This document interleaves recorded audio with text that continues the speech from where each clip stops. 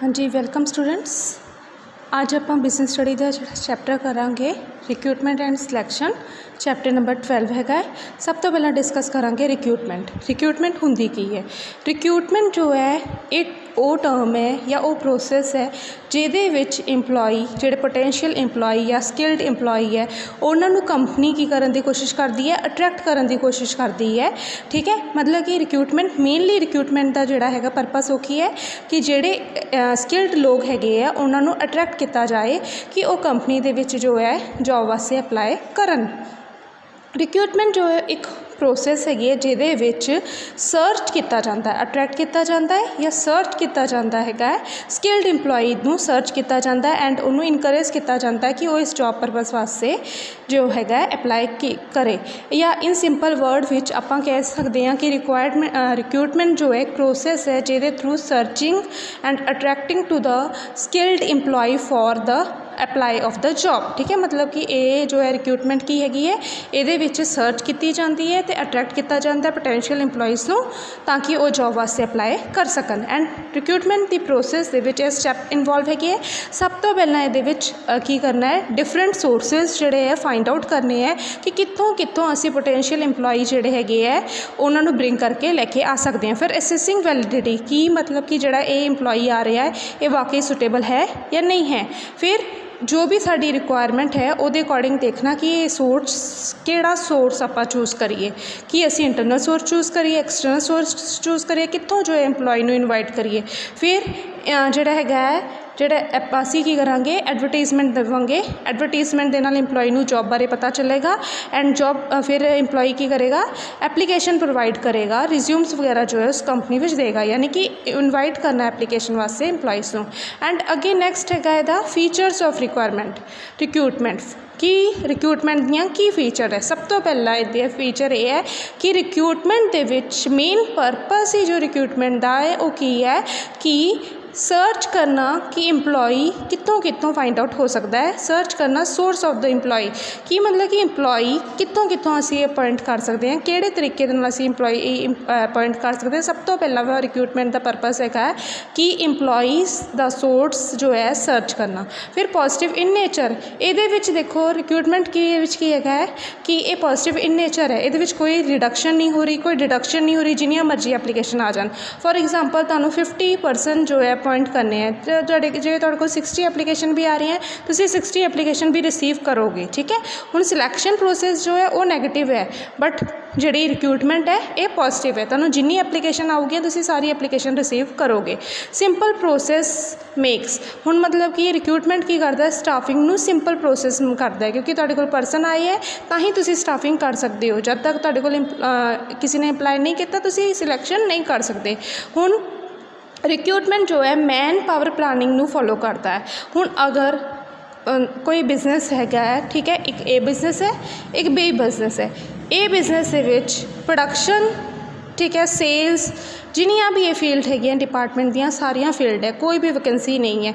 फिर ए जो है इनवाइट ए फॉर्म जो है इनवाइट नहीं करेगी एंड बी फॉर्म जो है ये अगर प्रोडक्शन मैनेजर की लोड़ हैगी है, ठीक है, ये पोस्ट वेकेंट है, फिर मतलब कि बी फॉर्म जो है अप्लाई करेगी। ठीक है, यानी कि मैन पावर प्लानिंग नूं फॉलो करते हैं कि हुण इस फॉर्म दे विच देखो कोई लोड़ ही नहीं हैगी और पता है कि ये वर्कर जो है आने वाले 10 साल तक इत्थे ही हैगे परमानेंट हैगे है एंड इन्होंने काम करना ही है एंड इत्थे कोई वेकेंट नहीं खाली होनी। फिर इत्थे जो है रिक्रूटमेंट या एप्लीकेशन को इनवाइट नहीं किया जाएगा पर बी वाले जोड़े है इनवाइट करेंगे क्योंकि इत्थे जी पोस्ट एट प्रेजेंट खाली हैगी है एंड इंपलॉइज़ टैंपरेरी हैगी है जे तो फिर उस केसिस से जी हैगी है रिक्रूटमेंट जो है की जाएगी। एंड अगे नैक्सट है कि मतलब कि जी ये रिक्रूटमेंट हैगी है ये लिंकिंग एक्टिविटी है जिहदे कोल जॉब हैगी है तो जिन्होंने जॉब चाहिए है। ठीक है, उन्होंने दोनों में की करती है लिंक क्रिएट करती है। जिदा हुण ऑनर है, ऑनर कोल जॉब हैगी है, काम हैगा है बट काम करने वाला परसन नहीं है एंड कोई होर परसन है उहदे कोल काम नहीं है। ठीक है, तो उन्होंने दे विच ये लिंक क्रिएट करती है। हुण फैक्टर इन्फ्लूइंजिंग रिक्रूटमेंट हुण अगर जदों असीं रिक्रूटमेंट करनी है इन्हां फैक्टर्स के आधार पर रिक्रूटमेंट की जाती है। सब तो पहला है साइज़ ऑफ ऑर्गेनाइजेशन। हुण अगर ऑर्गेनाइजेशन लार्ज है, ठीक है, वड्डी ऑर्गेनाइजेशन है, बिग ऑर्गेनाइजेशन है तो साड़ी रिक्रूटमेंट की होएगी मोर होएगी ज़्यादा होएगी। ठीक है, एंड जे ऑर्गेनाइजेशन स्मॉल हैगी है ठीक है, या छोटी हैगी है, उस केस ਦੇ ਵਿੱਚ रिक्रूटमेंट की होएगी लैस होएगी। ठीक है, क्योंकि जिन्नी ज़्यादा वड्डी फर्म होएगी, जिन्ना ज़्यादा वड्डा बिजनेस, उन्नी ज़्यादा परसन की लोड़ ज़्यादा होएगी तो उन्नी ज़्यादा रिक्रूटमेंट भी की होएगी ज़्यादा होएगी। जिन्नी छोटी ऑर्गेनाइजेशन उन्ने घट परसन की लोड़, उन्नी ही रिक्रूटमेंट भी की होएगी घट होएगी। वर्किंग कंडीशन, हुण ਜਿਹੜੀ भी कंसर्न है, ਜਿਹੜੀ भी इंस्टीट्यूशन है, उत्थे दी वर्किंग कंडीशन की है कि उत्थे प्रॉपर वेंटिलेशन हैगी है, कि प्रॉपर सैनीटेशन, लाइटिंग, ये सारी फैसिलिटीज़ हैगी है। जे गुड वर्किंग कंडीशन है किसी कंसर्न दी, वो ओबवियसली वर्करस नूं अट्रैक्ट करूगियाँ एंड उत्थे जिहड़ी हैगी है रिक्रूटमेंट ज़्यादा होएगी। एंड जिथे वर्किंग कंडीशन गुड नहीं, उत्थे रिक्रूटमेंट नहीं होएगी। वेज पेमेंट, हुण जिहड़ी वेजेस या सैलरीज जिहड़ियां प्रोवाइड करनी है, जे कोई हाई सैलरीज पे कर रहा है उत्थे रिक्रूटमेंट ज़्यादा होएगी, अदरवाइज़ नहीं होएगी। अगर इस करके जे कोई रिक्रूटमेंट करना चाहता है कोई बिजनेस, ठीक है, तो उन्होंने वेजेस भी जो है ज़्यादा रखनियाँ चाहिए हैगियाँ। अगे की है इंप्लॉयमेंट कंडीशनस, की मतलब कि जी इंप्लॉयमेंट कंडीशन जी हैगी है वो किहो जी हैगी है उस कंट्री दे विच या उस इंस्टीट्यूशन दे विच, क्योंकि जे उत्थे अच्छी जी हैगी है इंप्लॉयमेंट कंडीशनस हैगी हैं तो रिक्रूटमेंट ज़्यादा होएगी, अदरवाइज़ घट होएगी। एंड अगे की ग्रोथ एंड एक्सपेंशन, हुण अगर फर्म या इंस्टीट्यूशन ग्रो करती है, एक्सपैंड करती है, उस केस में रिक्रूटमेंट ज़्यादा होएगी, अदरवाइज़ घट होएगी। ठीक है, हुण कंस्ट्रेंट ऑन रिक्रूटमेंट, कंस्ट्रेंट जिहड़े हैगे है कि प्रॉब्लम्स, हुण रिक्रूटमेंट करन दे विच किहड़ियां जिहड़ियां हैगियां प्रॉब्लम्स जिहड़ियां आंदियां। सब तो पहला इमेज ऑफ द ऑर्गेनाइजेशन। हुण कंस्ट्रेंट दा मीनस समझ लो, कंस्ट्रेंट दा मतलब हुंदा है प्रॉब्लम्स, कि रिक्रूटमेंट करन लगे किहड़ियां प्रॉब्लम्स आंदियां। सब तो पहला इमेज ऑफ द ऑर्गेनाइजेशन, कि जिहड़ी तुहाडी ऑर्गेनाइजेशन है इमेज किहो जी है, जी अच्छी इमेज है तो रिक्रूटमेंट होएगी, जे अच्छी इमेज नहीं हैगी, ठीक है, अगर लोग तुहानूं पता है कि जे उत्थे इंस्टीट्यूशन अच्छी सैलरीज नहीं पे कर रहे, अच्छी वर्किंग कंडीशन नहीं है, यहो जी जो प्रॉब्लम है ऑर्गेनाइजेशन में तो रिक्रूटमेंट नहीं होएगी। अनअट्रैक्टिव जॉब, अनअट्रैक्टिव जॉब मीनस मतलब जी जॉब है वो हैल्थ प्रॉब्लम क्रिएट कर सकती है, अनसेफ अगर हैगी है, रिस्की जॉब हैगी है कोई, और अगर वो जोड़े है प्रमोशन के चांसिस घट है, उस केस के विच भी रिक्रूटमेंट करने दे विच प्रॉब्लम अराइज होंदी है। एंड ऑर्गेनाइजेशन पॉलिसी, जो ऑर्गेनाइजेशन की पॉलिसीज अच्छी नहीं है, ठीक है, वो फ्रैश परसन नहीं अप्लाई करते, सिर्फ ट्रेनड परसन उही अप्लाई करें, इदां दी जो प्रॉब्लम्स हैगियां तां भी जिहड़ी हैगी रिक्रूटमेंट करने दे विच प्रॉब्लम्स आएगी। हुण अगे की यूनीयन रिक्वायरमेंट, हुण मतलब कि है कि जिहड़ी रिक्रूटमेंट हो रही है जो यूनीयन कहती है उहदे अकॉर्डिंग ही हो रही है, यूनीयन की सुनी जाती है, उस जिहड़ी इंस्टीट्यूशन दे विच भी रिक्रूटमेंट जो है घट होएगी। अगे की गवर्नमेंट लीगलेशन यानी कि गवर्नमेंट के लॉ, हुण गवर्नमेंट जिदा हूँ हैगी है कि गवर्नमेंट ने जिदा पर्टिकुलर प्लेसिस या पर्टिकुलर पोस्ट जो है कुछ पर्टिकुलर कास्ट स्पैसिफिक्स कर देंगे है, तो भी जो है रिक्रूटमेंट की प्रॉब्लम आती है। ये जोड़े केसिस है जिन्होंने करके रिक्रूटमेंट की प्रॉब्लम्स आती हैं। हुण अगे है सोर्सिस ऑफ रिक्रूटमेंट, कि मतलब कि रिक्रूटमेंट कर कितों आप रिक्रूटमेंट कर सकते हैं। रिक्रूटमेंट करने के दो सोर्सिस है, एक इंटरनल सोर्सिस, एक एक्सटर्नल सोर्सिस। इंटरनल सोर्सिस के सब तो पहले डिस्कस करांगे आपां इंटरनल सोर्सिस। इंटरनल सोर्सिस किहड़े हो रहे हैं जदों कि विद इन ऑर्गेनाइजेशन, ठीक है, विद इन ऑर्गेनाइजेशन तो ही आपां जो है किसी परसन को अपॉइंट कर रहे हैं, पोजीशन कोई प्लेस खाली हुई वेकेंट हुई तो उस केस में आपां जो है किसी ने अपॉइंट किया, that is the internal sources within organisation, कि ऑर्गेनाइजेशन के अंदरों ही परसन अपॉइंट हो रहा है, एंप्लॉई अपॉइंट हो रहा है, कि तो बाहरों कोई नवा परसन जो है नहीं फाइंड आउट हो रहा, उन्होंने कहते हैं इंटरनल सोर्स। हुण इहदे विच है प्रमोशन, हुण जिद्दां प्रमोशन करके भी जिहड़ी है जगह वेकेंट जो है भरी जा सकती है। हुण जे फॉर एग्जाम्पल हुण इत्थे प्रोडक्शन मैनेजर हैगा, ठीक है, उहदे अंदर A-B-C 3 परसन जोड़े है काम कर रहे हैं एज मतलब कि असिस्टेंट के तौर पर काम कर रहे हैं, इन्हों के अंडर जोड़े है वर्कर काम कर रहे हैं, यानी कि प्रोडक्शन मैनेजर इन्हों गाइडेंस दे रहा है, ठीक है, प्रोडक्शन मैनेजर इन्हों गाइड कर रहा है, ठीक है, प्रोडक्शन मैनेजर आ वर्कर नाल डील नहीं कर रहे, इन्हों गाइड कर रहे, ये अगे जोड़े है वर्कर नूं डील कर रहे हैं। हुण इहदे चों मतलब कि लगा लो कि ये परसन जो है बहुत ही अच्छा काम कर रहा है, वर्कर नूं कंट्रोल कर रहा है, अच्छी प्रोडक्शन कर रहा है। हुण इस केस से जो प्रोडक्शन मैनेजर जो मान लो रिटायर होने वाला है तो इस केस से जोड़े टॉप लैवल वाले हैं वो ए नूं की करोगे प्रोडक्शन मैनेजर बना दोगे, ठीक है।